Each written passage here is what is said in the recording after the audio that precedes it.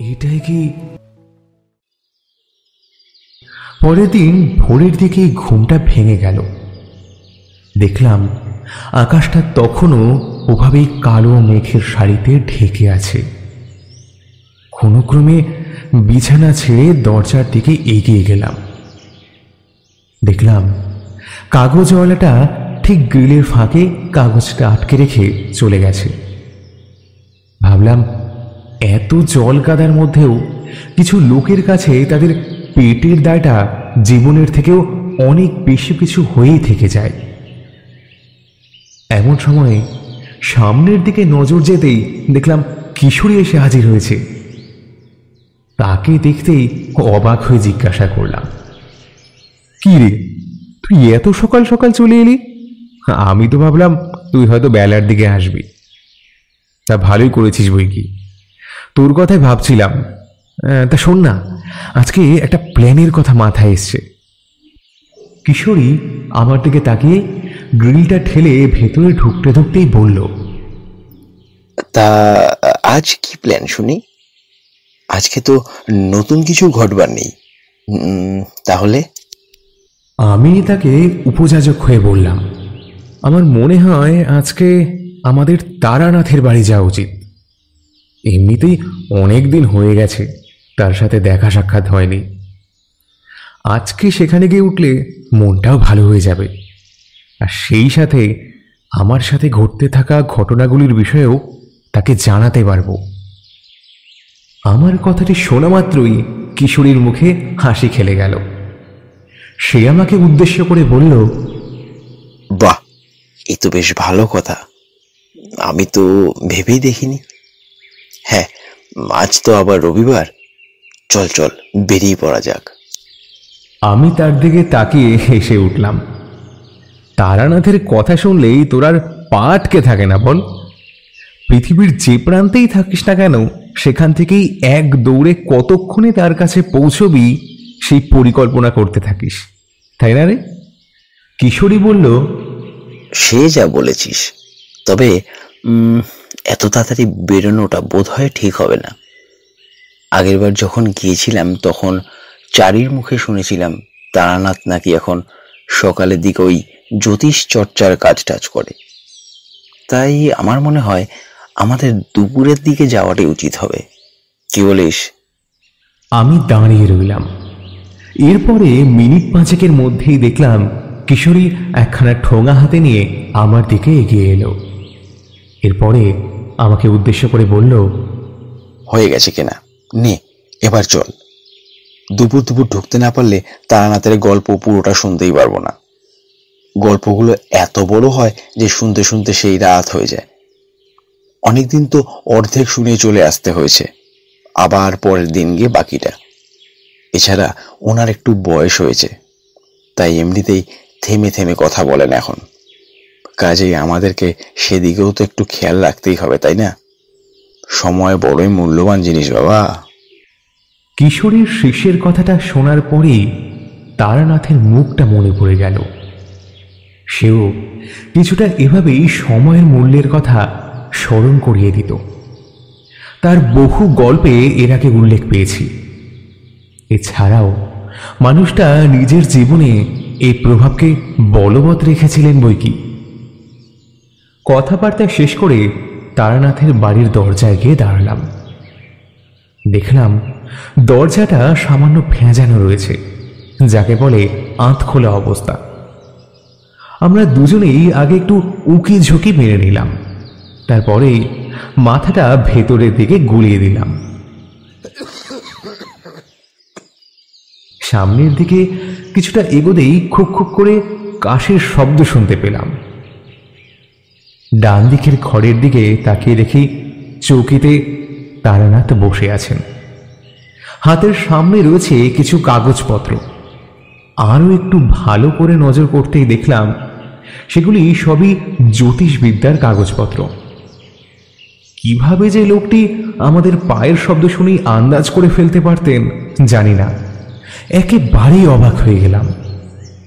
সাথে সাথে দেখলাম খুব ভারী ও সাবলীল কণ্ঠে তিনি বলে উঠলেন, কি হে ভায়া কিশোরী, বাইরে দাঁড়িয়ে রয়েছো কেন?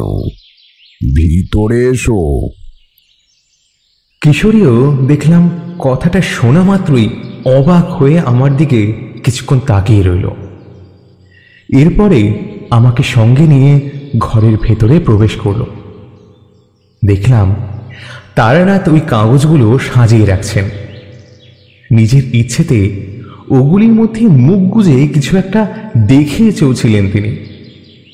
তবে আমাদের দেখা মাত্রই তিনি বেশ অনেকটাই সজাগ হয়ে গেলেন। এরপরে আমাকে উদ্দেশ্য করে বললেন, কই আমার পাসিং শুয়ের প্যাকেটটা কই?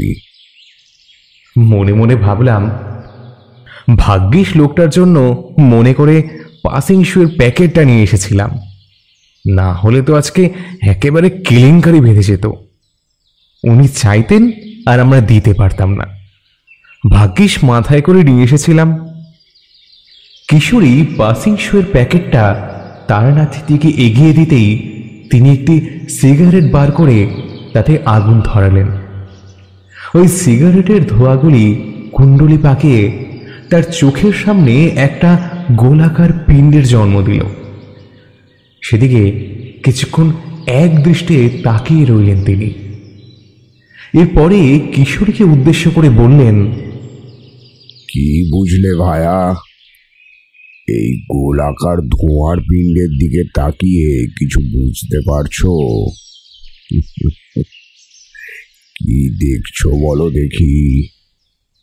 কিশোরী বরাবরের মতোই ভ্যাবলাকান্তের দৃষ্টিতে কিছুক্ষণ তাকিয়ে থাকবার পরে তারানাথকে উদ্দেশ্য করে বলল, কি আর দেখব, আপনি যা দেখছেন তাই দেখছি। ওই গোলাকার পিণ্ডের আশেপাশে তো কিছুই নেই। এপাশে আমরা দাঁড়িয়ে আছি আর ওপাশে আপনি বসে আছেন, আর তো শুধু ধোঁয়া ছাড়া কিছুই নজরে পড়ছে না। তারানাথের পাসিং শুট থেকে আগত ধোঁয়ায় কিশোরী বেশ কিছুটা কেশে নিল। এরপরে তারানাথ গম্ভীর কণ্ঠে হাসতে হাসতে বললেন, এখানেই তো তোমাদের চিন্তা বিরাম গতি টেনে ফেলে। সে বুঝতেও চায় না এর বাইরেও কত কিছু আছে দেখার। তোমরা কিন্তু শুধুই ওই ধোঁয়াটিকে দেখলে। ওই ধোঁয়ার সাথে কুণ্ডলি পাকিয়ে ভাসতে থাকা ধুলোগুলো কারুর নজরে পড়ল না। কারণ কি জানো? কারণ ওগুলো বেশ সূক্ষ্ম, তাই তোমাদের নজরে পড়েনি। ঠিক এভাবেই মানুষের নজর এড়িয়ে থেকে যায় কত কিছু, আমরা কল্পনাও করতে পারি না।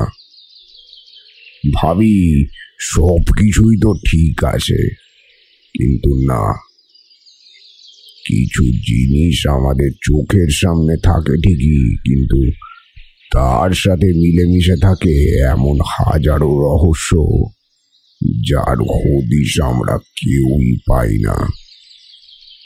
এরকমটাই তো তোমার সাথেও ঘটে চলেছে। কি বলো?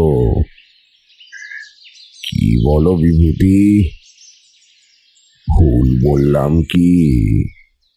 তারানাথ কথাটা শেষ করেই আমার দিকে তাকালেন। আমি তাকে উদ্দেশ্য করে বললাম, এ কি, আপনি এগুলো বুঝে ফেললেন কিভাবে? আমি তো এসব বিষয়ে আপনাকে কিছুই বলিনি এখনো। তারানাথ ধোঁয়া উড়িয়ে আমার দিকে তাকিয়ে বললেন, ওই যে আসল মানুষটিকে খুঁজে বার করতে পারেনি কেউ, তাই তো একে ওকে তাকে ধরে বেড়াচ্ছে। আর এখন কাউকে না পেয়ে শেষে তোমাকে ধরেছে। কি বলো ভায়া? তারানাথ কথাটি বলতে বলতেই ইশারায় আমাদের বসতে বললেন। আমরাও সামনে রাখা আরেকখান চৌকিতে যে যার নিজের মতন করে নিজেদেরকে সেঁধে নিলাম। এরপরে তারানাথকে উদ্দেশ্য করে বললাম, জানি না কিভাবে আপনি মনের কথা বুঝে ফেলেন, কিভাবে এর থেকে মুক্তি পাবো বলতে পারেন। আমি আসলে এই কারণেই আপনার সাথে পরামর্শ করতে এসেছিলাম। তারানাথ আমার কথা শুনে বললেন, কিছুই না, আসলে তোমার মঙ্গলের অবস্থানটা ঠিক নেই। এই কারণেই লোকজন তোমাকে এত ভুল বুঝে নিচ্ছে। এছাড়া এই সময় তুমি নিজের বিষয়ে যদি কোনো সত্যি কথাও বলতে যাও, তাহলে লোকে সেটিকে মিথ্যে বলেই ধরে নেবে। কাজেই এখন কিছুদিন চুপচাপ থাকো, কারুর সাথে বাগবিতণ্ডায় জড়াতে যেও না, এতে করে আবার হিতে বিপরীত হতে পারে। এটুকু মেনে চললেই হবে। আর পারলে একটা লাল পলার আংটি ধারণ করে নিও, ওতেও ভালো ফল পাবে। নিজের উপরে ভরসা রেখে এগোলে দেখবে সব কিছুই ঠিকঠাক আছে। এই তোমাদেরকে সব কথা বলতে বলতেই হঠাৎ নিজের জীবনের এক অভিজ্ঞতার কথাও মনে পড়ে গেল। কথায় বলে সর্ষের মধ্যেই নাকি ভূতের বাস, কিন্তু আমরা অবুঝের দল, কখনোই সেসব ঠিকঠাক মতো বুঝে উঠতে পারি না। আর ভাবি যেটা দেখছি সেটাই বোধহয় সত্যি। কিন্তু না, বিষয়টা তা নয়।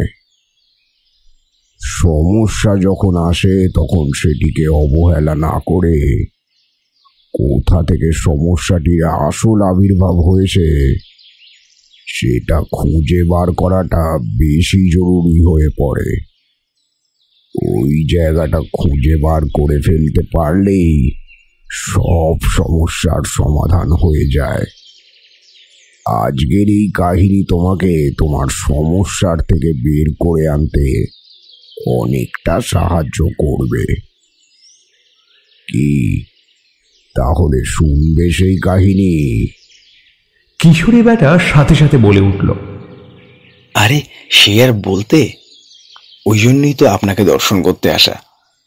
আপনাকে দেখার সাথে সাথে আপনার কাছ থেকে প্রাপ্য শিক্ষাগুলিও সর্বদা আমার জীবনের পাথেয় হিসাবে কাজ করে এসেছে। এটাই আমার কাছে সব থেকে বড় বিষয়। তাছাড়া আপনি যেভাবে সমস্ত জিনিসের নিখুঁত বর্ণনা করেন, তা যে কোনো রকমের সমস্যা সমাধানের একেবারে মুখ্য ঔষধ হিসাবে কাজ করে থাকে বই কি। যাক, আর দেরি করবেন না, শোনার জন্য একেবারে উদগ্রীব হয়ে আছি। নিন, শুরু করুন তো। তারানাথ তেলে ভাজার প্যাকেটটি নিজের দিকে টেনে নিলেন। এরপরে একখানা তেলে ভাজা মুখে পুড়ে চিবোতে চিবোতে বললেন, নাও ভাইয়ারা, তোমরাও এখান থেকে একটা একটা করে তুলে নাও। এখন তো মনটা বেশ ভালোই আছে, কিন্তু ওই যে গল্প শুরু করলেই আর হুঁশ থাকবে না। তখন যে কি কি বলতে থাকবো জানি না। ভালো আছি, হঠাৎ দেখবো মনটা বেজায় খারাপ হয়ে গেছে। তবে ওই মন খারাপের মধ্যেই লুকিয়ে আছে আমার জীবনের রসদ, জীবন থেকে পাওয়া অভিজ্ঞতা। ওটাই তো আমাকে স্বপ্নের সাথে মেলবন্ধন স্থাপন করতে শিখিয়েছে। আর সেই মেলবন্ধনের সাথেই জড়িয়ে যায় মানুষের মন। অচিরেই তাদের সমস্যাগুলির কথা ধরা পড়ে যায় আমার চোখে, আর আমি সেগুলির বিহিত খুঁজে বার করেই ফেলি। নাথ শব্দের অর্থ নাশ করা। বিপদের নাশ করার জন্যই বলতে পারো আমার জন্ম হয়েছিল। কিন্তু সেই কাজ যে এত সহজে করে ফেলতে পারবো এ কখনো ভাবিনি। আমার জীবনটা ছিল একেবারে যুদ্ধের মতন, কিন্তু সেই যুদ্ধ জয়ের ইতিহাসের মধ্যে দিয়েই যে আমার আত্মোপলব্ধিও তৈরি হবে সেটা ভাবতেও পারিনি। যাক, সেসব তত্ত্ব কথা বলে আর লাভ নেই। মন খারাপের আর এক অধ্যায়ের দিকে তাহলে এগিয়ে যাওয়া যাক। তাহলে মন দিয়ে শুনতে থাকো এই মন খারাপের গল্প। আমরাও প্রবেশ করলাম গ্রামের ওই চিরাচরিত বর্ণনায়। খুঁজে পেলাম এক নতুন ঐতিহ্যময় দৃষ্টান্তকে। এই সব কিছুর মধ্যেই যে নতুন আনন্দের মিশেল লুকিয়ে থাকত, তা তারানাথের বর্ণিত প্রতিটি উপাখ্যানে আমাদের সামনে তুলে ধরত।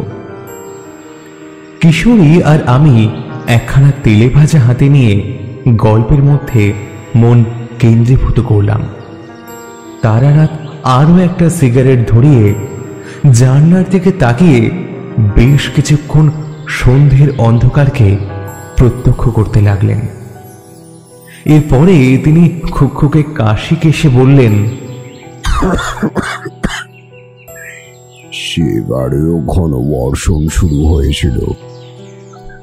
আকাশে সারিবদ্ধভাবে কালো মেঘগুলি জড়ো হয়েছিল।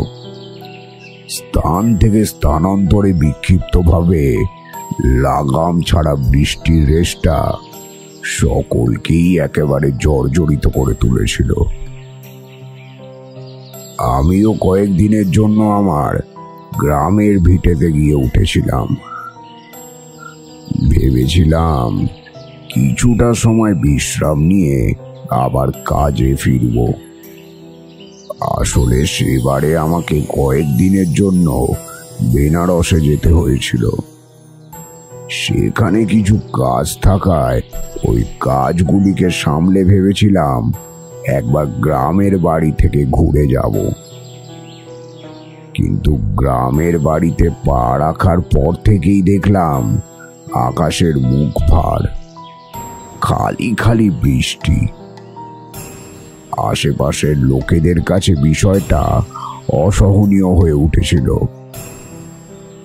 যে যার নিজের ক্ষেতের কাজ সামলানোর জন্য ব্যস্ত হয়ে গিয়েছিলেন। একদিকে খারাপ প্রকোপ যেমন মানুষের জীবনের উপরে প্রভাব বিস্তার করে, ঠিক তেমন ভাবেই অতিরিক্ত বৃষ্টির দ্বারাও কিন্তু মানুষের জীবন ক্ষতিগ্রস্ত হয়। চাষের জমিতে জল জমে যাওয়ায় লাঙল চালানোর কাজ একেবারেই স্থগিত রাখতে হয়েছিল। চাষের কাজ বন্ধ হয়ে পড়ায় সকলেরই মাথায় হাত পড়ে গিয়েছিল। এসব দেখে আমার মনটাও খুব খারাপ হয়ে গিয়েছিল। বুঝতেই তো পারো, মানুষের কষ্ট একেবারেই দেখতে পারি না। কিন্তু সেই অবস্থা থেকে উঠে দাঁড়ানোর কোনো কৌশলও আমার জানা ছিল না। তন্ত্রমন্ত্রের দ্বারা তো আর প্রাকৃতিক বিপর্যয়ের সাথে লড়াই করা যায় না। এখানেই তো আমাদের সীমাবদ্ধতা।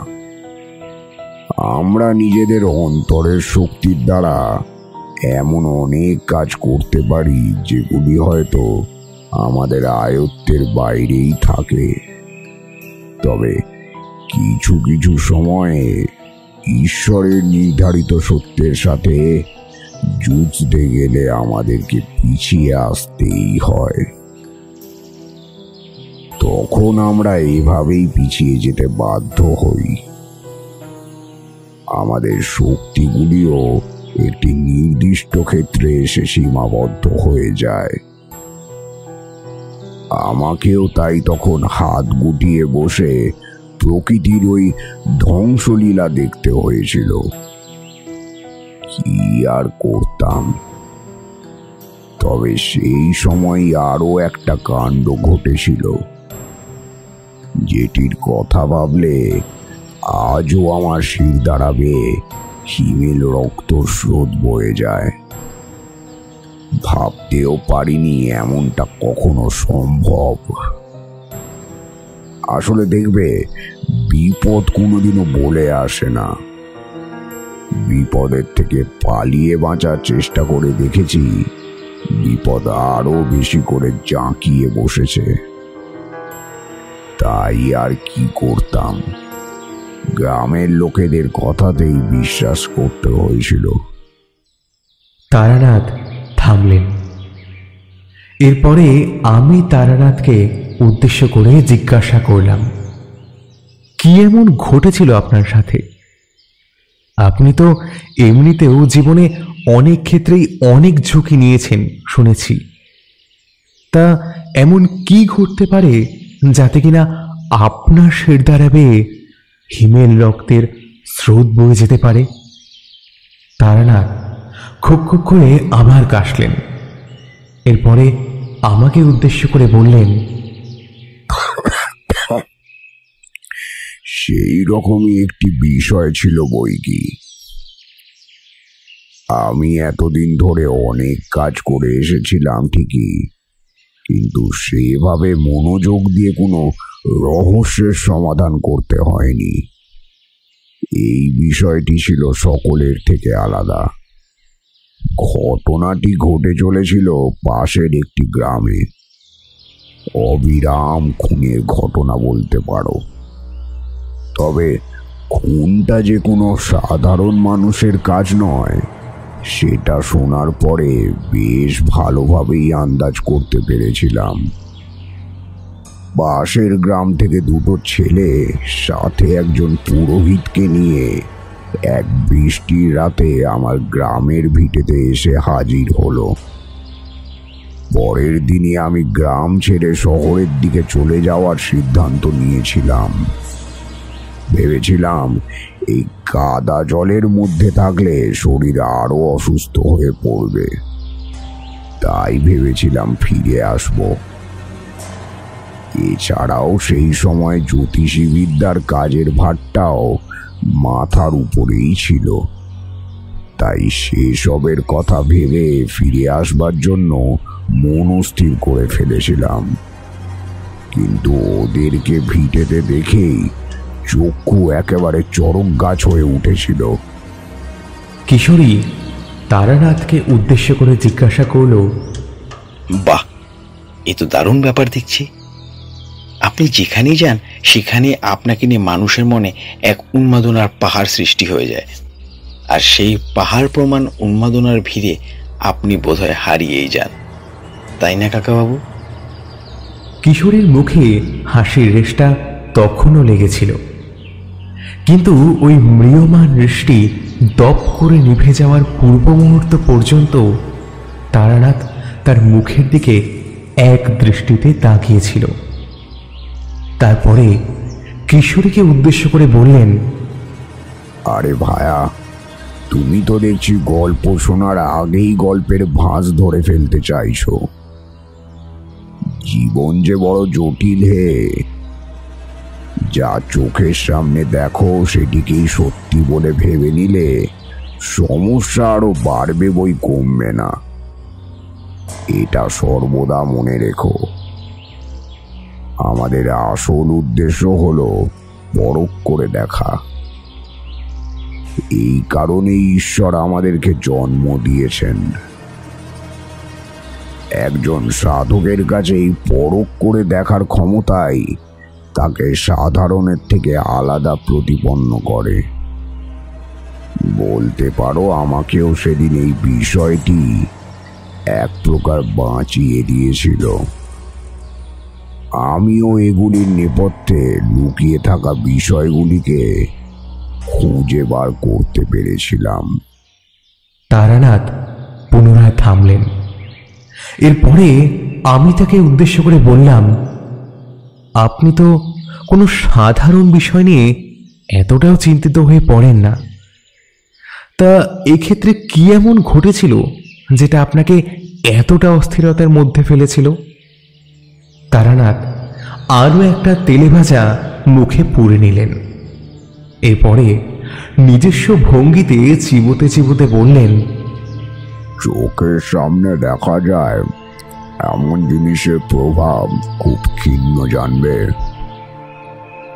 যা চোখের সামনে দেখা যায় না সেটি জিনিসের প্রভাব সর্বদা বেশি থাকে। আমরা সাধারণত চোখের সামনে যে বিষয়গুলিকে দেখি সেটি আমাদের ইন্দ্রিয়ের দ্বারা পরিপুষ্ট আর সেগুলি আমাদের অন্তর্মনের সাহায্যে দেখি সেগুলি এক প্রকার যৌথভাবে আমাদের মন ও হৃদয়ের শক্তির সংমিশ্রণে ক্রিয়া করে থাকে। জানি এ কথার অন্তর্নিহিত অর্থ বোঝা কঠিন, তবে একটু সহজ ভাষায় বললে বোঝায়, আমরা যদি ভূত প্রেতের কথা শুনি, তাদেরকে দেখবার জন্য অস্থির হয়ে পড়লেও তাদের দেখা পাই না, কিন্তু তারা যদি নিজের থেকেই এসে তোমাকে তাদের মাধ্যম বানিয়ে নিজেদের পরিচয় কায়েম করতে চায়, তাহলে সেই কাজ জানবে অনেকটা সহজ হয়ে যায়। ঠিক সেভাবেই বলতে পারো, সেদিনকে আমার দ্বারে ধেয়ে আসা ওই মানুষগুলি এমনই কোনো এক মাধ্যম হিসেবে কাজ করেছিল। ওদের মধ্যে দিয়েই সেই বিদেহী আত্মা আমাকে তার পরিচয় প্রদান করতে চেয়েছিল, আর আমিও নিজের অন্তর্মনকে কাজে লাগিয়ে তার শক্তির সাথে পরিচয় হতে পেরেছিলাম। কিশোরী বিষয়টা আন্দাজ করতে পেরেই বলল, বাপরে, এ তো দেখছি ভয়ঙ্কর ব্যাপার। তা আপনি কি ওদের কথায় সেই গ্রামে গিয়েছিলেন, নাকি ওদেরকে কোনো টোটকা দিয়েছিলেন? এসব কি সত্যি ছিল নাকি চোখের ভুল মাত্র? কারণ এত দূর থেকে বসে কিভাবে কোনো কালো শক্তির সন্ধান খুঁজে বার করা সম্ভব? তারানাথ কিশোরীর কথায় সামান্য হাসলেন, তারপর তাকে উদ্দেশ্য করে বললেন, যেমন তুমি খাদ্য খাও, খাদ্যের আস্বাদ গ্রহণ করো, জিভের অংশটুকুই ওই খাবারের স্বাদ গ্রহণে সহায়তা করে থাকে, কিন্তু তারপরে গলা দিয়ে খাবারটা একবার নেমে যাওয়ার পরে কি জানতে পারো সেটি কোথায় গেল? ঠিক তেমন ভাবেই আমরা কোনো শক্তিকে বাগে আনতে গেলে আগে তার উৎপত্তির কথা স্মরণ করি। সেটির মাধ্যমে আমরা কোনো গ্রামে কোনো অপশক্তির প্রভাবকে আন্দাজ করে ফেলতে পারি, তবে এর দ্বারা সেই শক্তির বিস্তার কতটুকু সেই বিষয়ে আন্দাজ লাগানো যায় না। তার জন্যে আমায় সেই জায়গায় যেতে হয়, এটা বাধ্যতামূলক। কিশোরী পুনরায় বলল, আপনি যে এই গাঁয়েই রয়েছেন, এটির বিষয়ে তারা জানতে পারলো কিভাবে? আর আপনি যে এই সমস্যাগুলির সমাধান বার করতে পারবেন, সেই বিষয়ে বা তারা জানলো কিভাবে? তারানাথ কিছুক্ষণ মন দিয়ে কিশোরীর কথাগুলিকে অবলোকন করবার পর বললেন,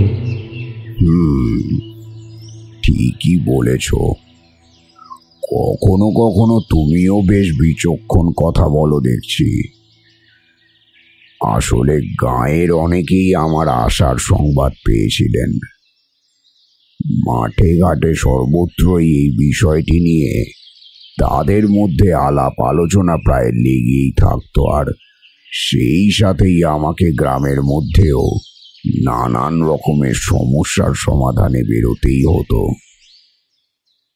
এই কারণেই আমার উপস্থিতি সংবাদটি খুব সহজেই তাদের কাছে পৌঁছে গিয়েছিল। আমি বললাম, তাহলে ওই লোকগুলো এসে আপনাকে কি বলল? তারা কি সরাসরি ওই ভয়াবহতার কথা আপনার সামনে তুলে ধরেছিল, নাকি অন্যভাবে বলেছিল? তারানাথ আমার কথা শুনে বললেন, বলতে পারো, হ্যাঁ। তারা এসে নিজের ভয়াবহতার কথা আমার সামনে তুলে ধরেছিল। আসলে সত্যি কথা বলতে কি, ওদের পক্ষে একা এই বিষয়গুলির সম্পর্কে আন্দাজ লাগানো একেবারেই সম্ভব ছিল না। সেই কারণেই ওদের মধ্যে ভয়টা আরো অধিক মাত্রায় জাঁকিয়ে বসেছিল। তারা সকলেই ভাবছিলেন গ্রামের ভেতরে কেউ রাতের বেলা বেরিয়ে সকলকে খুন করছে, আর তাদের দেহগুলিকে পাঁকে নিয়ে গিয়ে পুঁতে ফেলছে। শুধু তাই নয়, তাদের শরীরটিকে একেবারে ক্ষতবিক্ষত করে ফেলছে সেই খুনি। এই কথা শোনার পরে আমি আরো হতবাক হয়ে গিয়েছিলাম। ওদের মধ্যে থেকে পুরোহিত মশাই আমার কাছে এসে করে বলেছিলাম, বেশ বেশ, আপনাকে এই বিষয়ে কিছু চিন্তা করতে হবে না। আমি যত তাড়াতাড়ি সম্ভব গ্রামে পৌঁছানোর চেষ্টা করব। আপনাদের গ্রামের নামটা যেন কি? আমার প্রশ্ন সমাপ্ত হবার সাথে সাথে ওদের মধ্যে থেকে একটি ছেলে আমাকে উদ্দেশ্য করে বলে উঠল, গ্রামের নাম বিলাসপুর। এই গ্রাম থেকে বেরিয়ে আপনাকে ৮ ঘন্টার পথ অতিক্রম করতে হবে, তবে তা গাড়িতে। আপনি গরুর গাড়ির সাহায্যও নিতে পারেন যদি চান তো, তাতে আপনার ওই ৮ ঘন্টা সময় লেগে যাবে। কিন্তু আপনি যদি পদব্রজে সেই রাস্তা অতিক্রম করতে যান তাহলে ১ ঘন্টা কিংবা তারও অধিক সময় লাগতে পারে। তবে ওই যে পুরোহিত মশাই বললেন, সন্ধে নামার আগেই গ্রামে পৌঁছে যাওয়ার চেষ্টা করবেন, না হলে বিপদ ঘটতে পারে। ওরা আমাকে আর কোনো কিছু বলে আশ্বস্ত করলো না। ধীর গতিতে আমার বাড়ি থেকে বেরিয়ে গ্রামের সীমান্তের অভিমুখে এগিয়ে যেতে লাগলো। ওরা চলে যাওয়ার পরে সেদিন রাতটা কিছুতেই নিশ্চিন্তে অতিবাহিত করতে পারলাম না। বৃষ্টির রেশটা ক্রমাগতভাবে বেড়েই চলেছিল। সেই সাথে বাজ পড়ার শব্দে হৃদয়ের অন্তঃস্থল পর্যন্ত একেবারে কেঁপে উঠছিল।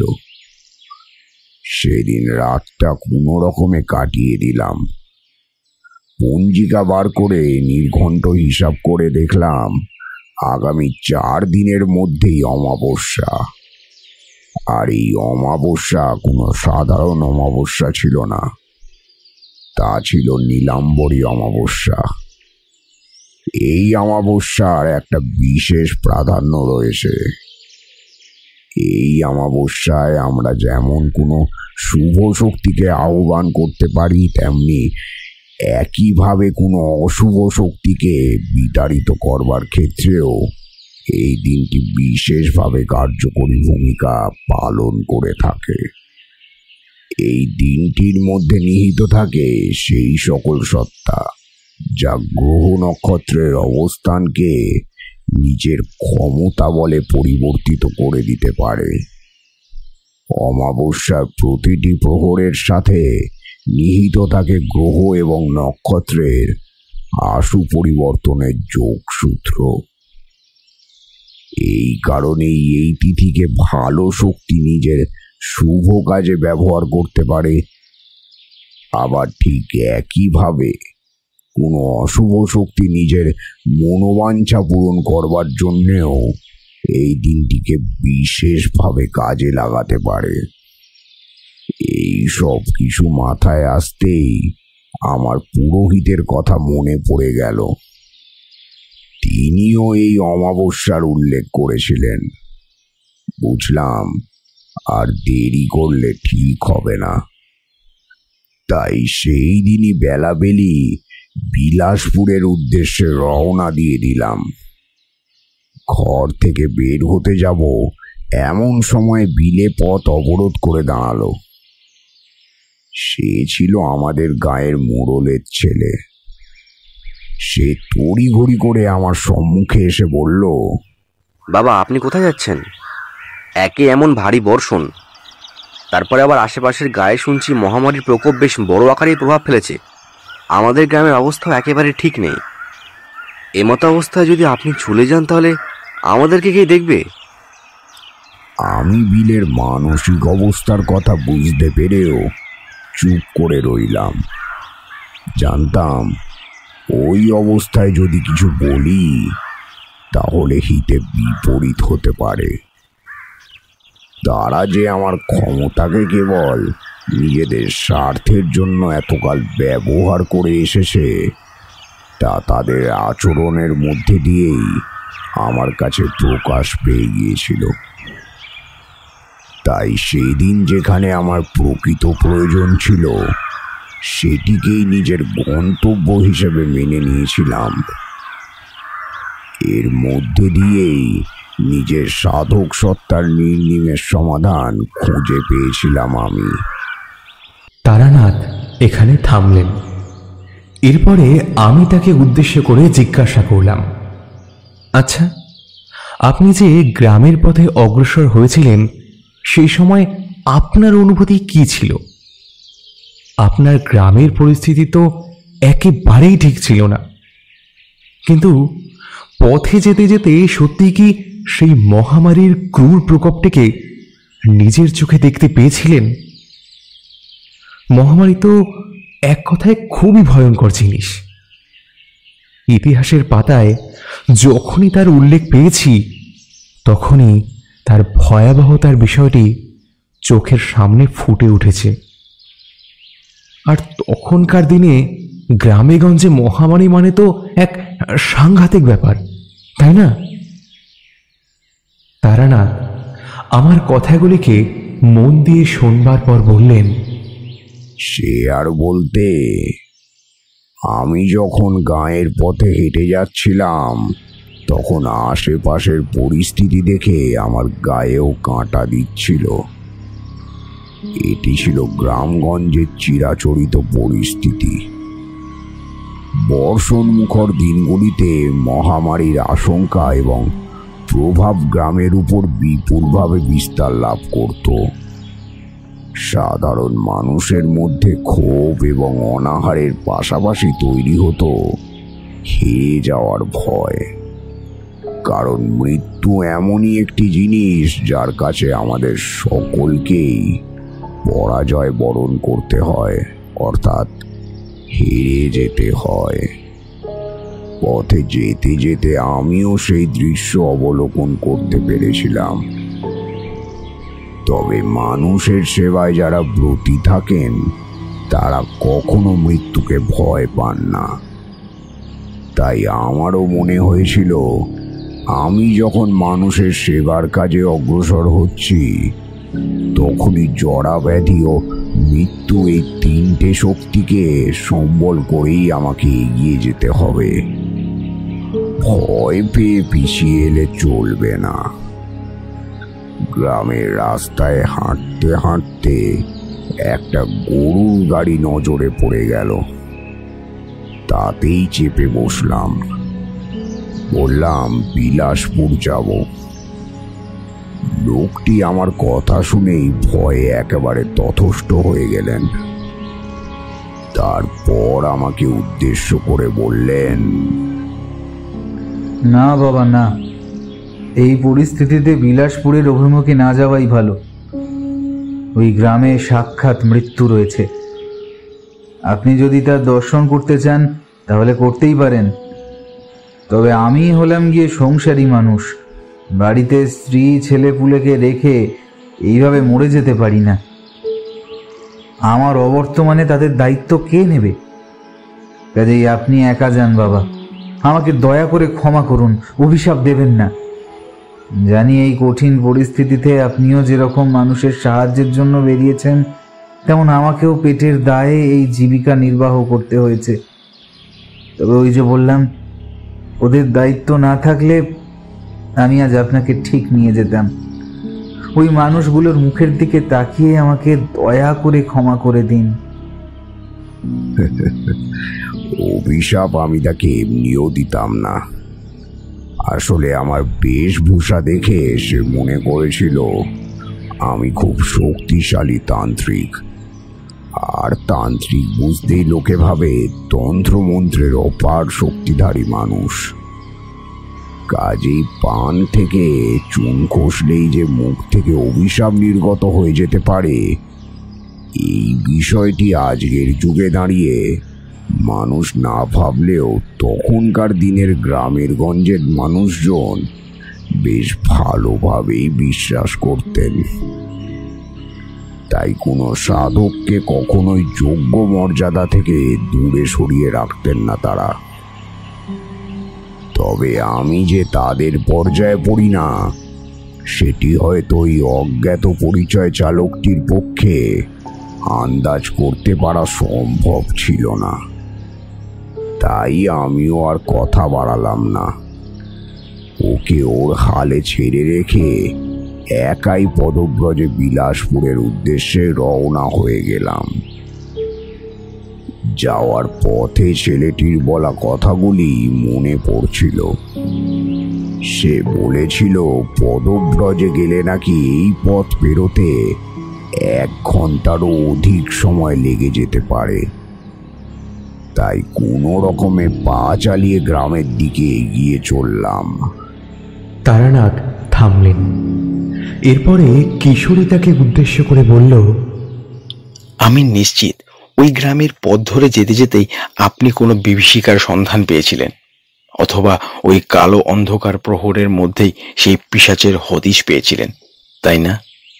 তারানাথ কিশোরীর কথার উত্তরে জানালেন, গ্রামের অলিন্দে লুকিয়ে থাকা ক্রমবর্ধমান অতীত আমাকে ক্রমে গ্রাস করতে এগিয়ে আসছিল। সেই সাথে এগিয়ে আসছিল এক প্রবল ভয়।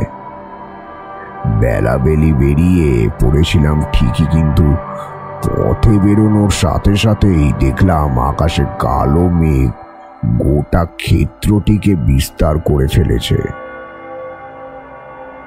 সেই ক্ষেত্রের বিস্তারের মধ্যে নিজেকে টিকিয়ে রাখার কাজটিও ক্রমে কঠিন হয়ে উঠছিল।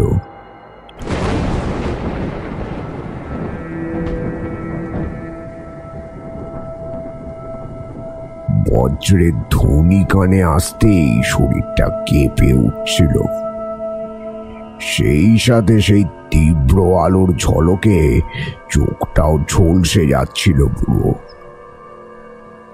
গ্রামের আকাশের প্রান্তের শেষ দিকে তাকাতেই খোলা আকাশে বিস্তৃত বিদ্যুতের ওই ভয়ানক রেখাগুলিকে দেখে মনে হচ্ছিল তারা যেন করাল বদন বার করে আমার দিকে চেয়ে রয়েছে, আমাকে গ্রাস করতে এগিয়ে আসছে। তাদের এই প্রকোপকে অবহেলা করে যাও বা সামনের দিকে এগোতে যাব, এমন সময় মনে হলো কেউ যেন জঙ্গলের পাশে দাঁড়িয়ে আমাকে লক্ষ্য করছে। বুঝতে পারলাম না ঠিক, তবে সেটির মুখ দিয়ে ধোঁয়া নির্গত হচ্ছিল, সাথে সারা গায়ে পাক লেগে থাকতে দেখলাম। সেটি দেখা মাত্রই চমকে উঠলাম আমি। পিশাচের উপস্থিতি থাকলেও সেই স্থান থেকে এক দুর্গন্ধ নির্গত হয়ে আসে। আমি বিষয়টা বেশ ভালোভাবেই আন্দাজ করতে পারছিলাম। সাথে সাথে নিজেকে সামলে নিয়ে বললাম, না না, ভয় করলে চলবে না। আমার কাছে তো রক্ষা কবচ রয়েছেই। সেই মন্ত্রটি জপ করতে করতে এগোতে হবে, তাহলে পিশাচ আমাকে অনুসরণ করতে পারবে না। তাকে খুব সহজেই দিকভ্রষ্ট করে আমি এগিয়ে যেতে পারবো। আমিও সেই মন্ত্রের উচ্চারণ শুরু করলাম। মনে মনে মন্ত্রগুলিকে বিড়বিড় করতে করতে এগিয়ে চললাম।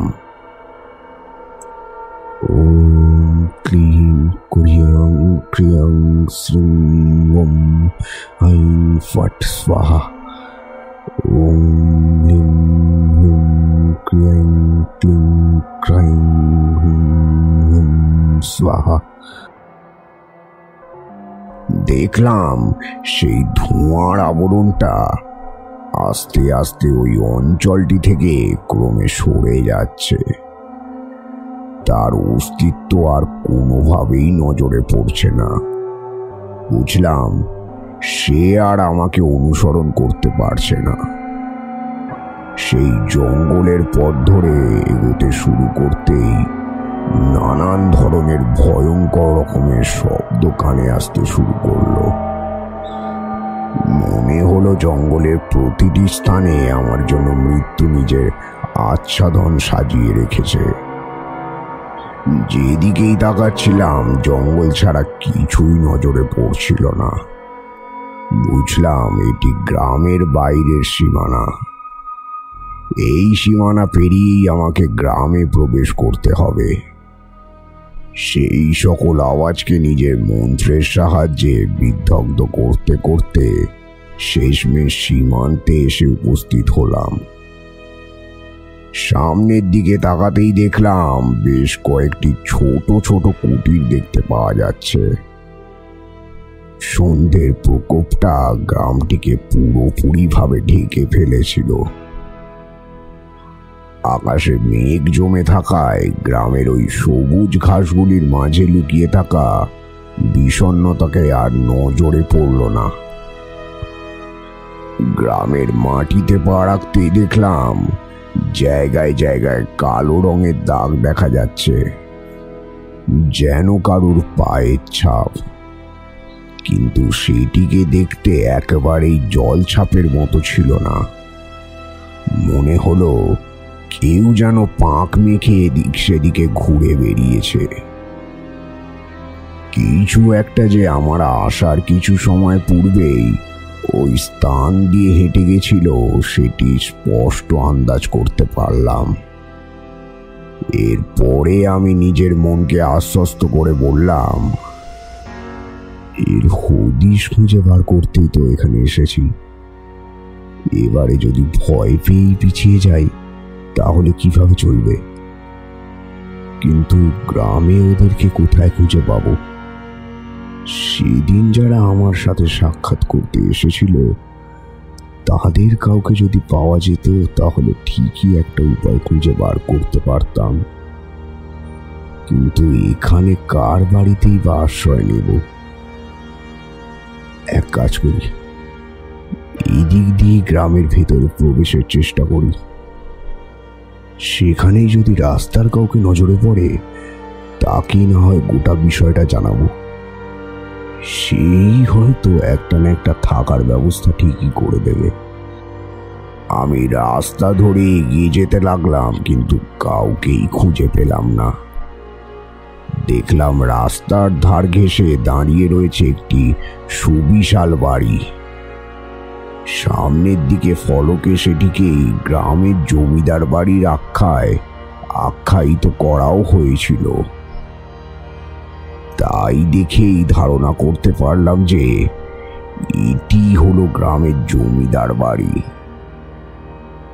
দেখলাম বাড়িটায় একেবারে ঝুল পড়ে গিয়েছে, সেই সাথে বাড়ির অবস্থাও একেবারে ভগ্নপ্রায়ই বলা চলে।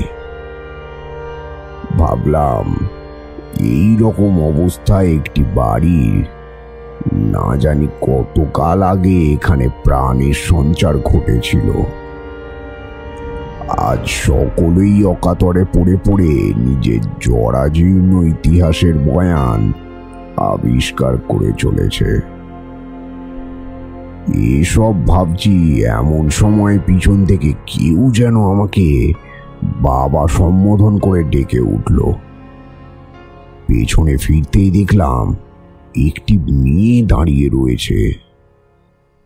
তাকে উদ্দেশ্য করে বললাম, আরে তুমি কে হে? সন্ধ্যের পরে এভাবে এলো চুলে এখানে ঘুরে বেড়াচ্ছ যে?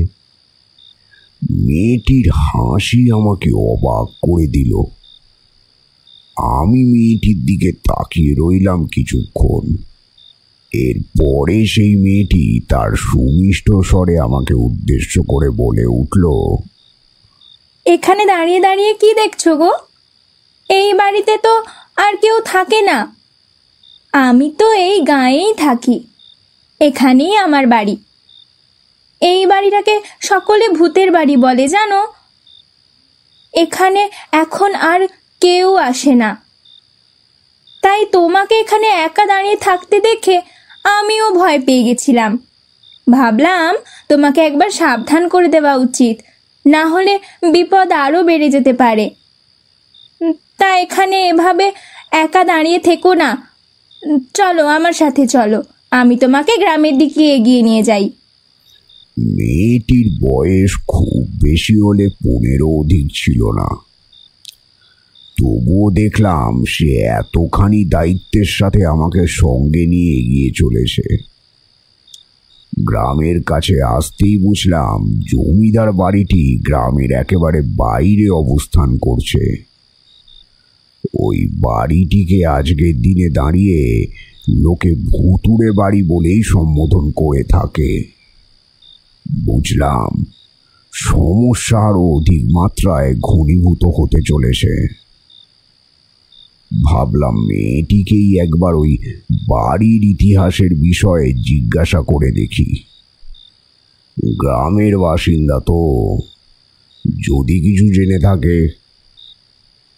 কিন্তু পেছনে ফিরতেই দেখলাম মেয়েটি সেখানে নেই। সে যে কোথায় গায়েব হয়ে গিয়েছিল বুঝতে পারলাম না। গ্রামের দিকে নজর যেতেই দেখলাম একটি লোক আমায় উদ্দেশ্য করে এগিয়ে আসছে। লোকটির সামনে এসে দাঁড়াতেই বুঝলাম সেটি ওই গ্রামেরই বাসিন্দা। এমনকি তিনি সেদিন আমার সাথে সাক্ষাৎ করতেও গিয়েছিলেন। লোকটিকে দেখেই আমার প্রাণে ক্ষণিকের বল এলো। আমি লোকটিকে উদ্দেশ্য করে বললাম, যাক, আপনার সন্ধান পেয়েছি। এখন অনেকটাই দুশ্চিন্তা মুক্ত হতে পেরেছি। কিন্তু আপনাকে তো আমি খুঁজছিলাম। সেই কখন গ্রামের সীমানায় এসে উপস্থিত হয়েছি আমি। আসবার পথে জমিদার বাড়িটিও নজরে পড়ল। আর একটি বাচ্চা মেয়ের সন্ধান পেলাম। মেয়েটি আমাকে এই সীমান্ত পর্যন্ত পৌঁছে দিয়ে কোথায় গায়েব হয়ে গেল কিছুই আন্দাজ করতে পারছি না। লোকটি আমার কথা শুনে বলল, আমি বাদল। সেদিন আর কথায় কথায় আপনার সাথে পরিচয় করে ওঠা সম্ভবপর হয়নি। সর্বনাশ করেছে। আপনি জমিদার ভিটের রাস্তা ধরে এসেছেন মানেই পথে জঙ্গল পড়েছিল, তাই না? আমি বললাম, হ্যাঁ, পড়েছিল। আর সেই সাথে কার যেন একটা অবয়বত্ব নজরে পড়েছিল। অন্ধকারের মধ্যে ঠিক ঠাউর করতে পারছিলাম না। তবে এইটুকু বলতে পারি যে অবস্থাটা খুব একটা সুখপ্রদ নয়। গ্রামের এই ত্রাসের প্রাদুর্ভাব ক্রমাগত হারে বেরিয়েই চলেছে। সেই হদিশ আমি একটু হলেও পেয়েছি। আমি ওই অজ্ঞাত পরিচয় মেয়েটিকে ঠিক জিজ্ঞাসা করে উঠতে পারলাম না। না হলে ওর কাছ থেকেই গ্রামের পুরাতন জমিদারের কিছু কথা জেনে নিতাম। লোকটি আমার চিন্তামগ্ন মুখের দিকে তাকিয়ে বললেন, এভাবে ঘাবড়ে যাবেন না বাবা। আপনার উপরেই তো এখন সবটা নির্ভর করছে। আর আপনি যদি এখন এভাবে পিছিয়ে যান তাহলে কিভাবে চলবে? আসুন, আপনি আমার সাথে আসুন। আপনি আজ থেকে আমার বাসাতেই থাকবেন।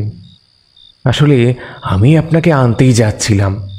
ভেবেছিলাম গ্রামের সীমান্তে এসে পৌঁছতে পৌঁছতে আপনার হয়তো একটু সময় লাগবে, কিন্তু আপনি যে পিছনের পথ ধরে আসবেন সেটা বুঝতে পারিনি।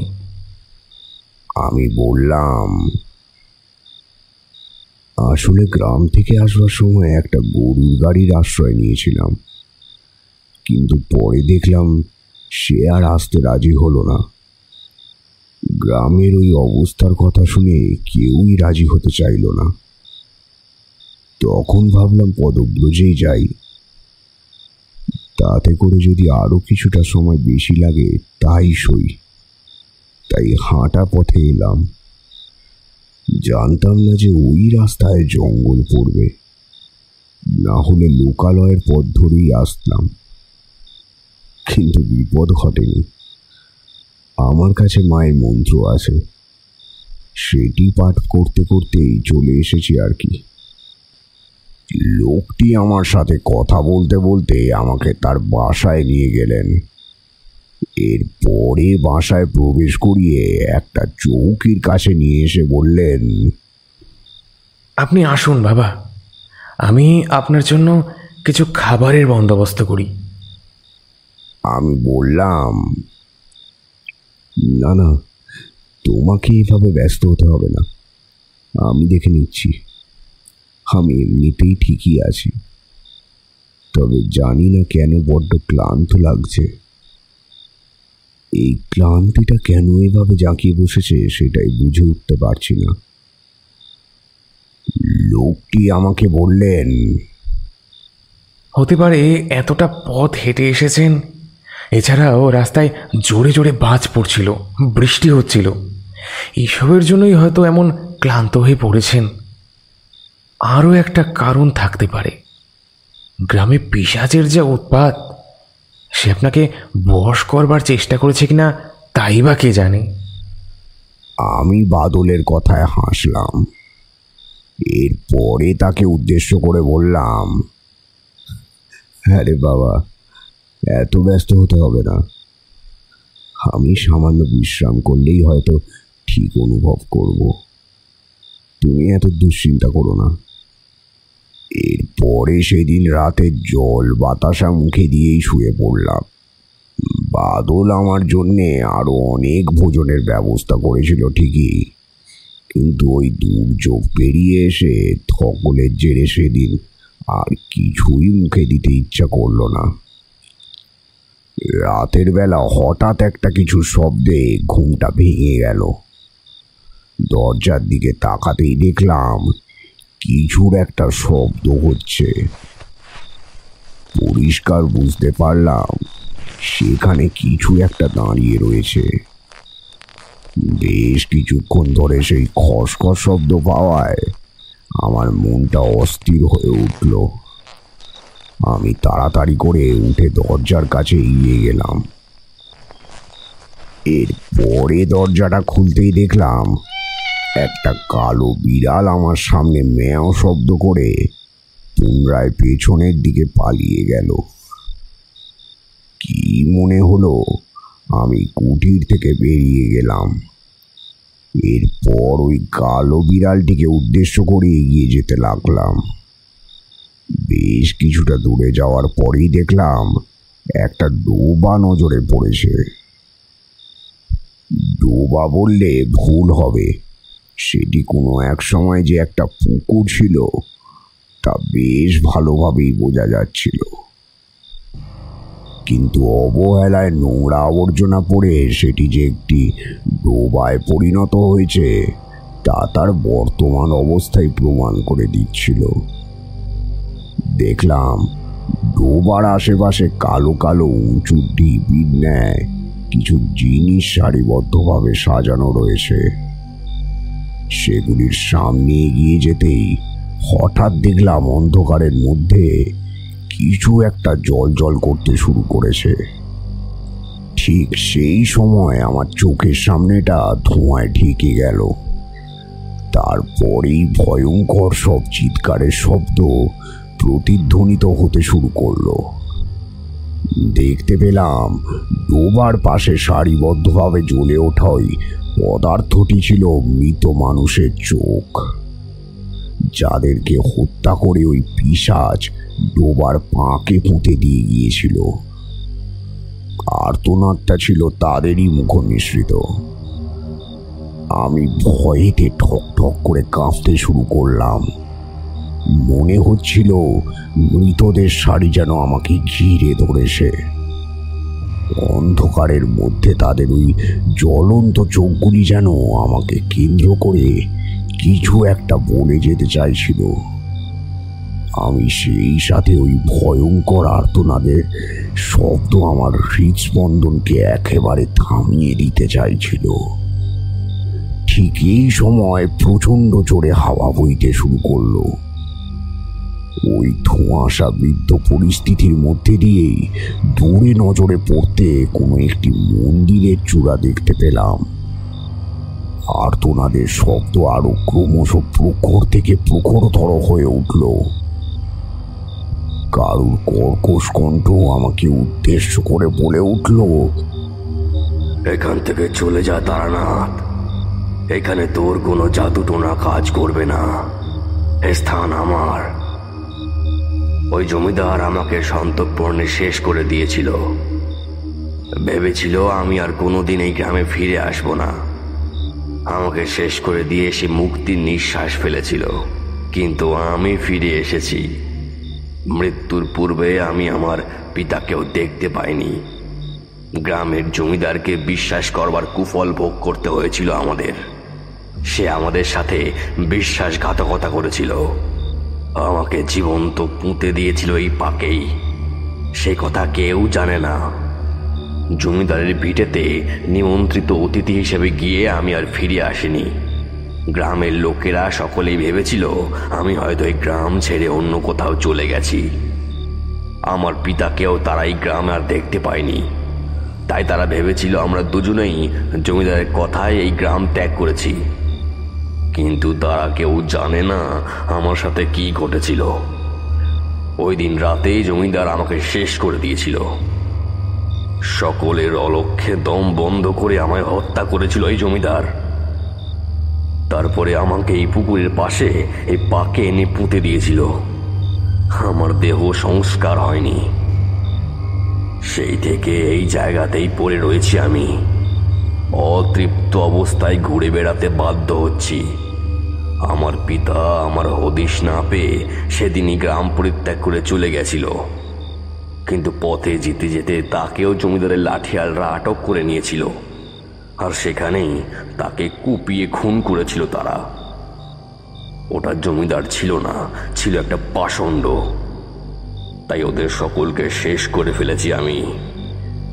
এই গ্রামের কোনো মানুষকে আমি ছাড়ব না। তাদেরকেও একে একে শেষ করেই পাকেই পুঁতে দেব আমি। আমার মৃত্যুর রহস্য যখন রহস্য হয়ে থেকে গেছে, তখন এদের মৃত্যুর রহস্য কোনোদিনও প্রকাশ্যে আসতে দেব না আমি। তুই কেন, কেউই আমার কিছু করতে পারবে না। চলে যা তারানাথ, চলে যা বলছি, না হলে তোকেও এভাবে পাকে জ্যান্ত পুঁতে মেরে ফেলবো।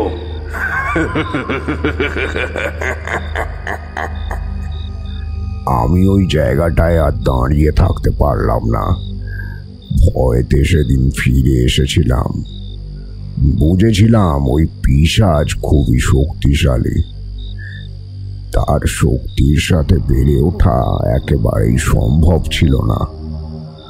আমি বাদলের কাছে এসেই বললাম, বাদল শুনছো? তুমি কি আমার কথা শুনতে পাচ্ছ? বাদল। আমার গলার আওয়াজ শুনে বাদল তরবর করে ঘুম থেকে উঠে বসলো। এরপরেই আমাকে উদ্দেশ্য করে জিজ্ঞাসা করলো, কি হয়েছে বাবা? আপনি এমন ঘাবড়ে গেছেন যে? আমি বাদলকে উদ্দেশ্য করে বললাম, ঘাবড়ে যাওয়ার মতোই অবস্থা বাদল। এতদিন তোমরা যেটিকে একটি সাধারণ খুনির কর্মকাণ্ড হিসেবে ধরে নিয়েছিলে, সেটি কোনো সাধারণ বিষয় ছিল না। এর সাথে জড়িয়ে আছে অনেক ভয়ঙ্কর ঘটনা। আমি আজকে সেই প্রেতাত্মাকে নিজের চোখে দেখেছি। হাজারো মৃত মানুষের মধ্যে দিয়ে সে নিজের অতীতের কথা আমাকে জানাচ্ছিল। সেই সকল মৃত মানুষগুলোকে দেখেছি যাদেরকে সে ওই পুকুরের পাড়ে পাকে পুঁতে এসেছিল। আমি ঠিকই ধরেছিলাম, এটি কোনো সাধারণের কাজ নয়। সে এক বিশেষ কারণেই গ্রামের একের পর এক মানুষ বলি দিয়ে চলেছে। তার সাথে ওই জমিদার খুব খারাপ করেছিল, কিন্তু এরপরও এমন কিছু ঘটেছিল যার দ্বারা তার আত্মা শান্ত হয়নি। গ্রামের মানুষের কাছে এই বিষয়ে কোনো কথাই প্রকাশ করেনি সেই জমিদার। ছেলেটির মৃত্যুর সাথে সাথে তার সমস্ত রহস্যকে গোপন করে দিয়েছিল জমিদার। হ্যাঁ, সেই সাথে তার পিতাকে, অর্থাৎ পূর্বের ওই পুরোহিতকেও পথেই কুপিয়ে খুন করেছিল জমিদারের লাঠিয়ালেরা। বিষয়টা বেশ ভয়াবহ।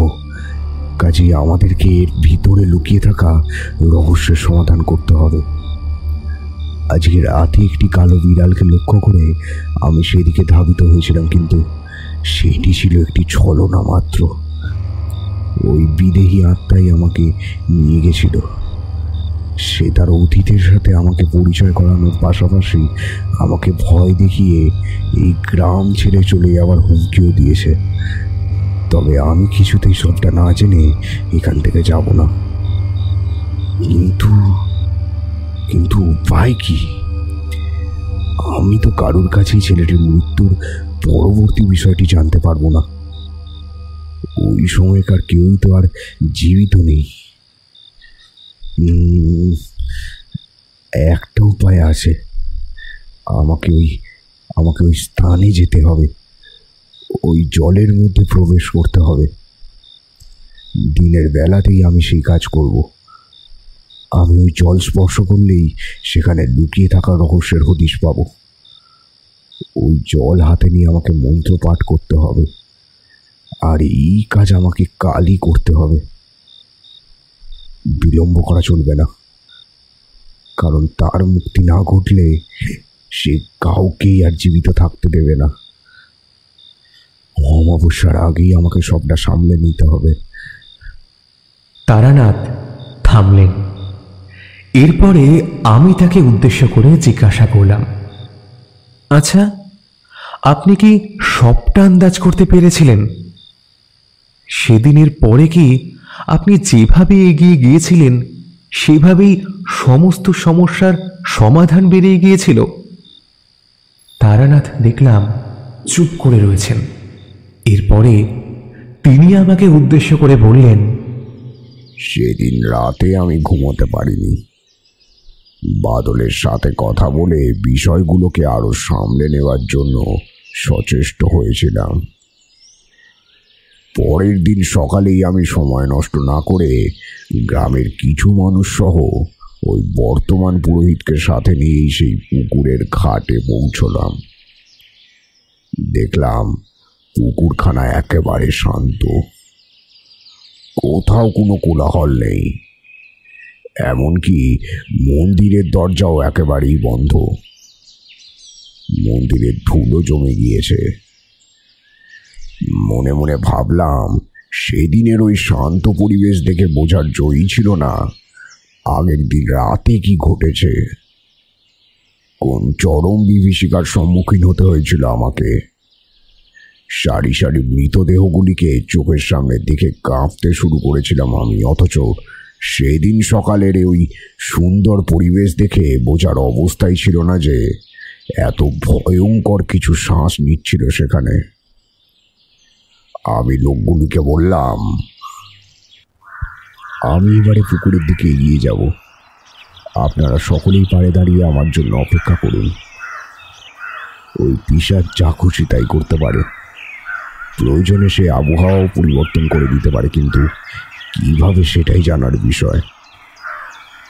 জানি না, আমার সন্দেহ যদি ঠিক হয় তাহলে একে নাগপাশের দ্বারাই মুক্ত করতে হবে।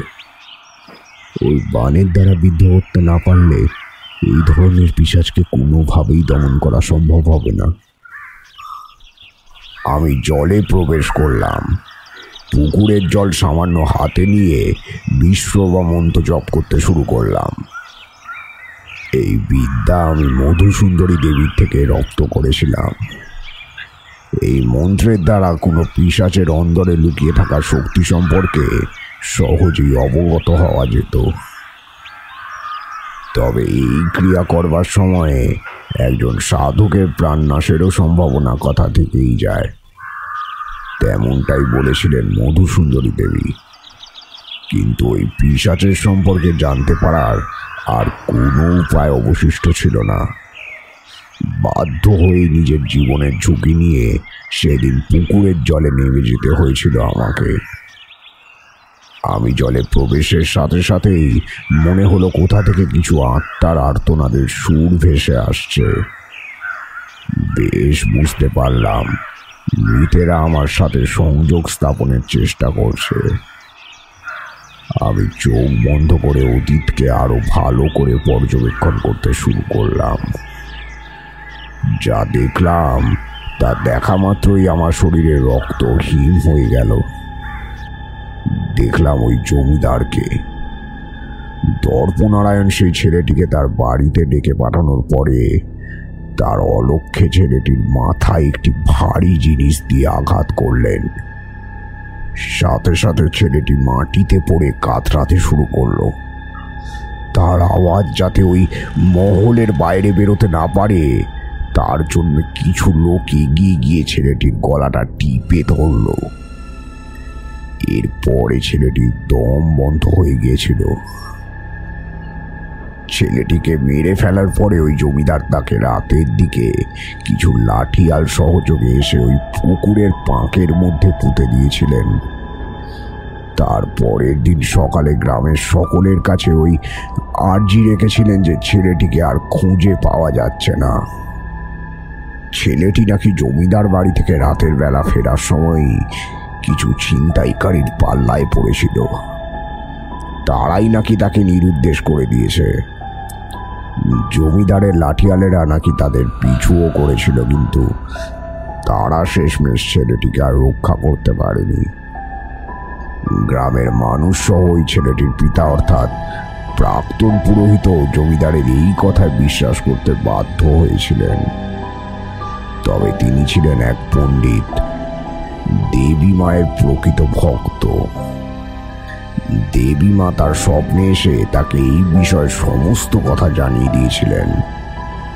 এর ফলে সেই পুরোহিত রাগে দুঃখে ক্ষোভে গ্রাম ছেড়ে চলে যাওয়ার সিদ্ধান্ত নিয়ে ফেললেন। কিন্তু জমিদার দর্পনারায়ণের কাছে পুরোহিতের গ্রাম ত্যাগের ঘটনাটি পৌঁছলে তিনি তাকে আটক করে ওই গ্রামের মন্দিরে রেখে পূজারী হিসেবে কাজ করানোর সিদ্ধান্ত নেন। পুরোহিত রাজি না হলে তিনি লাঠিয়ালদের দ্বারা তার শরীরে আঘাত করতে থাকেন। এরপরেও যখন পুরোহিত মানতে রাজি হন না, তখন তাকে মেরে ফেলার হুমকি দেন। কিন্তু পুরোহিত নিজের অবস্থার কথা বুঝতে পেরে দেবী মায়ের উদ্দেশ্যে একটি বর চান। তিনি দেবী মায়ের এক মস্ত ভক্ত হওয়ায় দেবী মা তার সেই ইচ্ছার দাম রেখেছিলেন। তিনি দেবী মাকে বলেছিলেন, আমার যদি মৃত্যু হয়, আমার মৃত্যুর বদলা নিতে যেন আমার সন্তান ফিরে আসে। একজন ব্রাহ্মণ নিজের পৈতে স্পর্শ করে বিশুদ্ধ মনে কিছু চায়, তখন দেবী মা সেটা দিতে বাধ্য থাকেন। আমি জানি জমিদারের লোকেরা আমাকে মেরে ফেলবে। আজ নয় কাল ওই গ্রামের কোথাও একটা পরিত্যক্ত অবস্থায় আমার লাশ পড়ে থাকতে দেখা যাবে। কিন্তু আমি চাই মৃত্যুর পরেও যেন আমার বলে বলিয়ান হয়ে ওঠে আমার মৃত সন্তানের আত্মা। যেখানে তারা তাকে হত্যা করেছিল সেখান থেকেই যেন সে শরীর লাভ করে পুনরায় জেগে ওঠে আর তার মৃত্যুর প্রতিশোধ নেয়। আমার শরীরের নির্যাস দিয়ে তাকে তুমি পুনর্জীবিত করো। এটিই তোমার কাছে আমার অন্তিম নিবেদন রইল।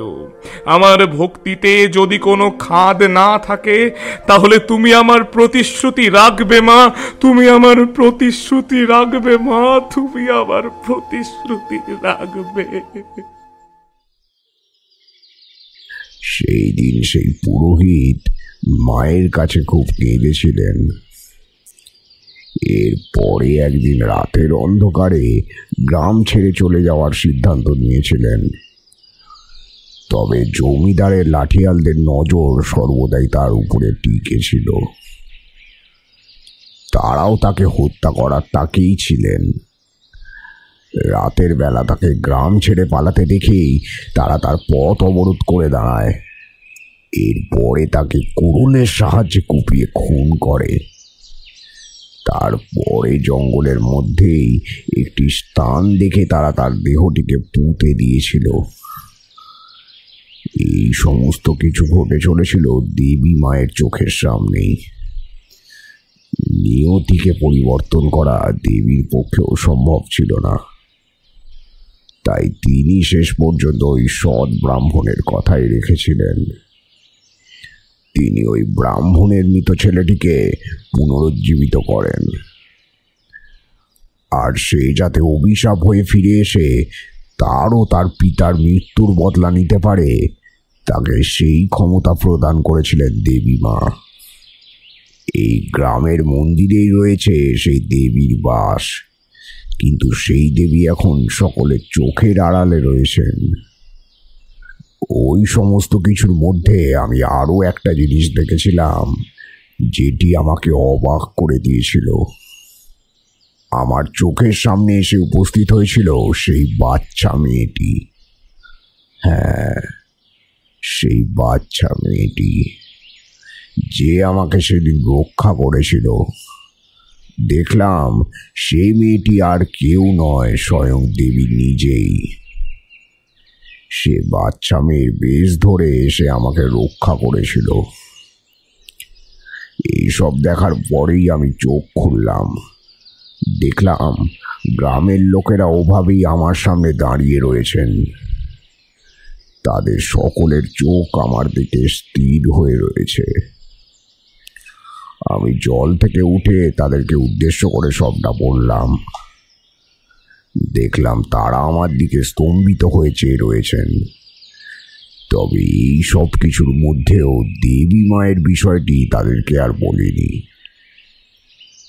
কারণ কিছু অনুভূতি স্বীকার করা যায় না। সত্যি বলতে তা সকলের সামনে সেভাবে স্বীকৃতিও পায় না। তারানাথ কিশোরের দিকে তাকিয়ে মৃদু হাসলেন। এরপর বললেন, সে তো ঠিকই যে আমি ততক্ষণে সেই পিশাচের বিষয়ে সবটাই ধারণা করতে পেরে গিয়েছিলাম, আর তার পাশাপাশি এটাও বুঝতে পেরেছিলাম যে তার উৎপত্তি কোথা থেকে হয়েছে। কিন্তু এরপরে প্রয়োজন ছিল সেই পিশাচকে চিরকালের জন্য গ্রাম ছাড়া করবার। এর জন্য আমাকে একটা প্রক্রিয়ায় অবলম্বন করতে হয়েছিল। সেটি হলো দেবীকে তুষ্ট করা, কারণ তার জন্যে ওই পিশাচ এতদিন নিজের কাজ করে আসতে পারছিল। দেবী তাকে শক্তি প্রদান করেছিলেন। তার পিতার কথার দাম রাখতেই দেবী নিজেই এই পিশাচকে নিয়ন্ত্রণ করছিলেন। এমনটা দেখে আমিও অবাক হয়ে গিয়েছিলাম। আমি দেবী মায়ের মন্দির খোলানোর ব্যবস্থা করলাম। গ্রামের লোকেরা সকলেই পিছিয়ে গেলেন, কারণ এতদিন ধরে বন্ধ হয়ে পড়ে থাকা মন্দির খোলালে যে আরও বড় ধরনের কোনো বিপদের সম্ভাবনা তৈরি হবে, এই আশঙ্কাতেই সকলে পিছিয়ে গিয়েছিলেন। তবে শেষমেশ আমি সকলকে আশ্বস্ত করতে পেরেছিলাম। তারপরে তারা মন্দির খোলানোর ব্যবস্থা করলেন। অমাবস্যার শুভ লগ্নে দেবীর পুজো শুরু হলো। আমি যজ্ঞের আগুনে ঘি নিক্ষেপ করে দেবীকে আহ্বান করতে শুরু করলাম। জানতাম না আমার ডাকে প্রসন্ন হয়ে দেবী আসবেন কিনা, কারণ তিনি যদি প্রসন্ন না হতেন তাহলে কোনোদিন ওই পিশাচের নাশ সম্ভব হতো না। দেবী নিজেই যখন তাকে শক্তি দিয়েছিলেন, তখন তিনি ব্যতীত আর কারুর পক্ষেই সেই পিশাচকে দমন করাও সম্ভব ছিল না। গ্রামের লোকেরা এই সাধারণ সত্যটুকুও আন্দাজ করতেই পারেননি। আমার মন্ত্র পাঠের সাথে সাথেই দেখলাম চারিদিক অশান্ত হয়ে উঠল। অমাবস্যার কালো রাতে ঝড় উঠল। আকাশে প্রবল বেগে বজ্রের শব্দ ধ্বনিত হতে শুরু করলো। মনে হলো সেই বজ্রের ধ্বনির সাথেই ওই স্থানটিও একেবারেই বিলুপ্ত হয়ে যাবে। ঠিক সেই সময় নজরে এলো এক জ্যোতিষময়ী আলোর শিখা।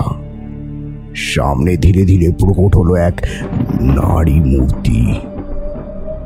যাজ্ঞবল্ক সঙ্গীত ধ্বনিত হতে শুরু করলো। দেবীর আহ্বানের সেই মন্ত্রের সাথে সাথে সঙ্গীতের রেশ স্থান থেকে স্থানান্তরে ধাবিত হতে থাকলো। দেখলাম প্রকট হলেন দেবী। আমাকে উদ্দেশ্য করে তিনি বললেন, বল তারানাথ, কি চাস তুই? কেন আমাকে আহ্বান করেছিস? আমি দেবীর উদ্দেশ্যে করজোড়ে নিবেদন করে বললাম, হে আদিশক্তি, পরম আদিশক্তি, মহামায়া, আমার অপরাধ ক্ষমা করুন। আমি আপনাকে এই অসময়ে আহ্বান করার জন্য ক্ষমা প্রার্থী। আপনি একদিন এই পিশাচকে নিজের শক্তি বলে শক্তিশালী করে গড়ে তুলেছিলেন। আজ সে নিজেরও নিজের পিতার মৃত্যুর বদলা নিয়ে নিয়েছে, কিন্তু এরপরেও তার ক্রিয়া থামেনি। সে তার আক্রোশটিকে কায়েম রেখেছে। এই গ্রামের মানুষদের উপরে সে নিজের প্রভাবকে বলবৎ রাখতে চেয়েছে, আর ঠিক এই কারণেই তার হাতে একের পর এক সাধারণ মানুষের প্রাণ চলে যাচ্ছে। এটি তো কখনোই সঠিক হয়নি। দেবী, এই বিশ্ব চরাচরে মানুষ আপনাকে মায়ের জায়গায় রেখেছে। তারা সকলেই আপনার সন্তান। এবার আপনি তাদের অবস্থার কথাটি একটু ভাবুন। এই পিশাচ আপনার শক্তিতেই জীবিত হয়েছিল। এবারে আপনিই পারেন তাকে নিষ্ক্রিয় করতে। আপনিই পারেন তার শক্তিকে ফিরিয়ে নিতে। আপনিই পারেন। দয়া করুন দেবী, দয়া করুন। সেই অলৌকিক দৃশ্যটি এখনো আমার চোখের সামনে ওইভাবেই ভেসে রয়েছে। আমি কল্পনাও করতে পারি না দেবীর সেই মায়াবী আবরণের কথা। সাক্ষাৎ দেবীকে দর্শন করার সৌভাগ্য অর্জন করেছিলাম আমি। দেবী আমার সব কথা শুনবার পরে বললেন, বেশ, আমি তোর পুজোয় প্রসন্ন হয়েছি। আজ পর্যন্ত আমি কারুর কথা ফেলিনি। এই গ্রামের সকলের জন্য আমি সর্বদা তৎপর থেকেছি, আজও থাকব। তবে এই প্রকৃতি বিধির নিয়মে চলে। কোনো কাজকে সার্থকতা দেওয়ার পূর্বে আমি সেটিকে বিনাশ করতে দিতে পারি না। সেটা যে বিধির নিয়ম বিরুদ্ধ হবে। তবে এখন সময় এসেছে। এখন এই পিশাচকে আমাকেই নিষ্ক্রিয় করতে হবে। আমি এবার তাকে দেওয়া সমস্ত শক্তি ফিরিয়ে নেব।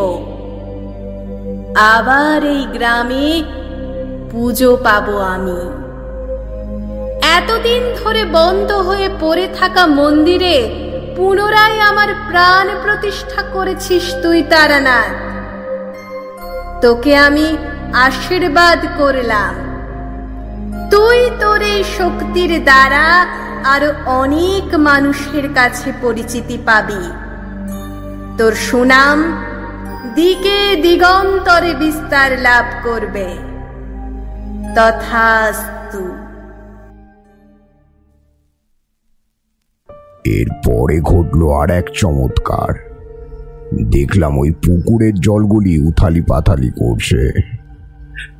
জলের মাঝখানের অংশ বরাবর জায়গাটি ক্রমে ফাঁক হয়ে যেতে শুরু করলো। তারপর দেখলাম একটি ভয়ঙ্কর চেহারার পিশাচ সেখান থেকে উঠে আসছে। কোনো এক শক্তি যেন তাকে টেনে হিচড়ে ওই স্থানটি থেকে বাইরে বার করে নিয়ে আসছে। পিশাচের সেই আর্তনাদের শব্দে ফেটে পড়ল চারিদিক। গ্রামবাসীরা ভয়ে সকলে চিৎকার করে উঠলেন। তারপরেই দেখলাম সেটি ধীরে ধীরে দেবী ত্রিশূলের থেকে উত্থিত হয়ে আসা প্রবল আলোক রশ্মির মধ্যে কোথাও একটা গায়েব হয়ে গেল। সন্নিবিষ্ট হয়ে গেল তার অস্তিত্বটি। আর কোনো কিছুই নজরে পড়ল না। দেখলাম মন্দিরের ঘণ্টাগুলি নিজের থেকেই আন্দোলিত হতে শুরু করেছে। গ্রামবাসীরা সকলেই এই চিৎকার দেখে কাঁসর ঘণ্টা বাজাতে শুরু করলেন। সেই সাথে শাঁখের শব্দ ভেসে এলো। বুঝলাম অপবিত্র শক্তির উপরে পবিত্র শক্তি নিজের জয় ঘোষণা করেছে।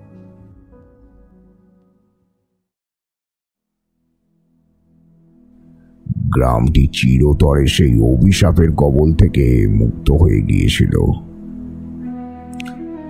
আমি এরপরে ওই গ্রামের সকলকে বিদায় জানিয়ে নিজের গাঁয়ে ফিরে এসেছিলাম, কিন্তু আসবার পরেই আবার মন খারাপ হয়ে গেছিল। ওই যে তোমাদেরকে বলেছিলাম না যে সকল শান্তির মধ্যেও একটা না একটা অপ্রাপ্তি থেকেই যায়, কিছু হারানো থেকেই যায়। এসে শুনলাম গায়ের অনেকেই মহামারীর কারণে মারা গিয়েছেন।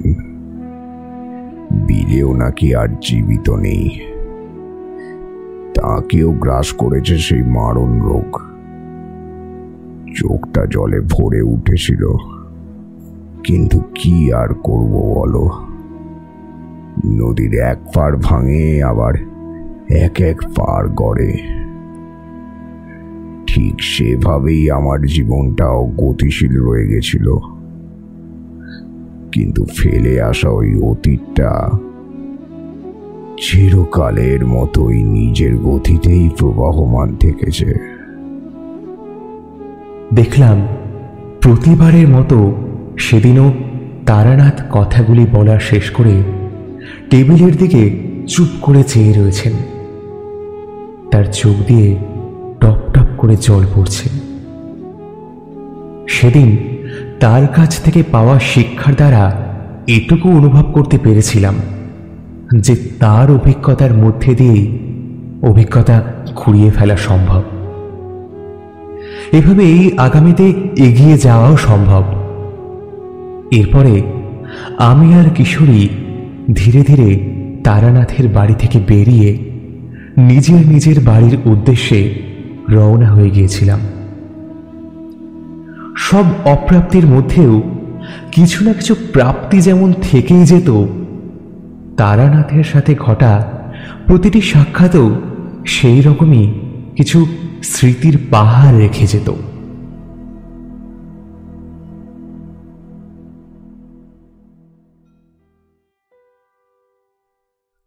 আজকের গল্পের কথক ও বাদলের চরিত্রে ছিলেন নিগম সরকার, কিশোরী ও পুরোহিতের চরিত্রে ছিলেন অভিষেক দাস, গ্রামের ছেলের চরিত্রে ছিলেন অভিজিৎ, বিলে ও পিশাচের চরিত্রে ছিলেন অনিকেত, গাড়ি চালকের চরিত্রে ছিলেন পিনাকি, অজ্ঞাত মেয়ের চরিত্রে ছিলেন সুবর্ণা, জমিদার পুরোহিতের চরিত্রে ছিলেন কৃষ্ণপ্রসাদ পাল, তারানাথ তান্ত্রিক ও গল্পের সূত্রধরের চরিত্রে আমি সুবর্ণ। আশা করি আজকের গল্পটি আপনাদের সকলের মন জয় করে নিয়েছে। এতদিন ধরে আমরা আমাদের চ্যানেলটিতে তারানাথের গল্প প্রকাশ করে আসছি ও সেই সাথে আপনাদের প্রচুর ভালোবাসাও পাচ্ছি। এটি আমাদেরকে আগামীতে এগিয়ে নিয়ে যেতে আরও সহায়তা করছে। আমরা আপনাদের থেকে প্রাপ্ত রেসপন্সে খুবই খুশি। খুব শীঘ্রই তারানাথের উপরে আরও আকর্ষণীয় ও রোমাঞ্চকর কাহিনীগুলি আমাদের দ্বারা পরিবেশিত হতে চলেছে। তারানাথ নাকি গ্রাম বাংলার ভূতের গল্প, কোনটি আপনাদের অধিক পছন্দের সেটি কমেন্ট বক্সে কমেন্ট করে আমাদের জানাতে কিন্তু ভুলবেন না, কারণ আপনাদের মনোরঞ্জনের জন্যেই আমরা সর্বদা তৎপর হয়ে রয়েছি। এখনো পর্যন্ত যারা আমাদের চ্যানেলটিকে সাবস্ক্রাইব করে উঠতে পারেননি, তারা চটপট বেল আইকনের পাশে থাকা ওই লাল বাটনটিকে প্রেস করে আমাদের চ্যানেলটিকে সাবস্ক্রাইব করে ফেলুন আর আমাদের পাশে থাকুন। সকলে সুস্থ থাকুন আর অতি অবশ্যই শুনতে থাকুন সম্ভাবী প্রোডাকশন, যেখানে গল্প কথা বলে। বংদেবী চরিত্রে ছিলেন দেবস্মিতা। আজকের গল্পের এডিটিং ও মিক্সিংয়ে ছিলেন সায়ক এবং পোস্টার ডিজাইনিংয়ে ছিল ডলবি স্টুডিও মুম্বাই।